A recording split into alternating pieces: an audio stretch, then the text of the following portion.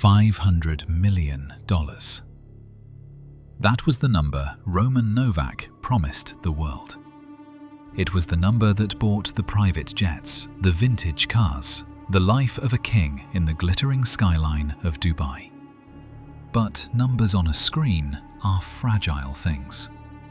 When three men dragged Roman and his wife into a villa in the Hatta mountains, they were looking for that number.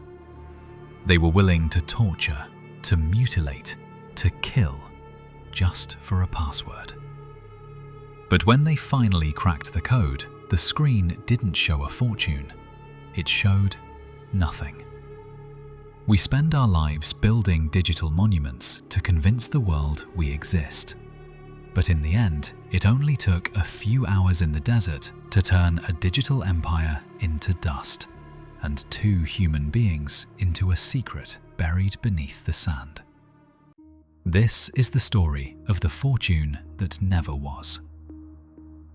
Dubai, a city of glass, sand, and the occasional moral flexibility. It is a place where ambition glitters and self-importance is practically a utility. For Roman Novak, a 38-year-old Russian national, it was the perfect playground.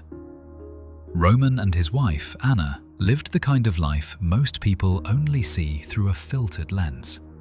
They frequently flaunted a lifestyle of fast cars, including a rare vintage Cobra worth nearly $2 million, and private jets. Anna, a former TV reporter, curated their existence into a series of snapshots that broadcasted one message: "We are untouchable." But beneath the veneer of luxury, Roman was running from a history that was far less polished. In 2020, he had been convicted of large-scale fraud in Russia, sentenced to 6 years in prison. Released early, he shifted his operations to the UAE, launching a new crypto application called Fintopio. He reportedly raised $500 million from investors in Russia, China, and the Middle East. But in the world of crypto, the line between business risk and theft is often delightfully blurry. Roman believed he could outrun the consequences. He was wrong. October 2nd, Roman and Anna were lured to Hatta, a remote mountain resort area about 80 miles from Dubai. The pretext was simple: a business meeting with prospective investors interested in Roman's fortune. Their personal driver dropped them off near a lake. They stepped out of their vehicle and into another car waiting for them. That was the last time they were ever seen alive.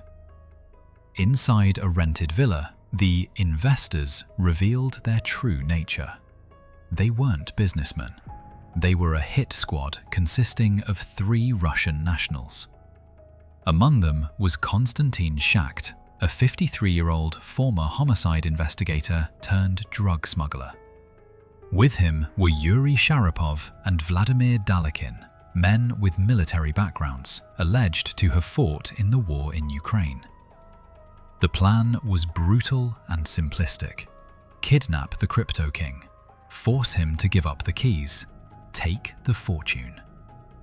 According to investigative reports, the couple was tortured. They were forced to watch one another suffer. The kidnappers demanded the passwords to Roman's cold wallets, the digital keys to the millions he flaunted online. Broken and terrifyingly helpless, Roman eventually gave them what they wanted. He gave them the access codes. And this is where the horror turns into irony. The kidnappers opened the wallets. They prepared to transfer the millions. But the wallets were empty. The crypto king had no clothes. The millions Roman Novak had flaunted, the fortune these men were willing to kill for, it wasn't there. Law enforcement later confirmed the extortion trio found no treasure. Enraged by the realization that their prize was a lie, the kidnappers made a final, fatal decision. Roman and Anna were stabbed to death. But the brutality didn't end with their last breaths.